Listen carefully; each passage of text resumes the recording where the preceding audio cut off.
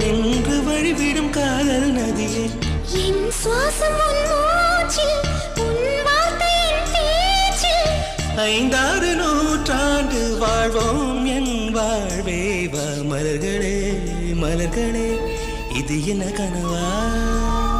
மலைகளே மலைகளே இது என்ன நினைவா உருகியதே எனது உள்ளம் பெருகியதே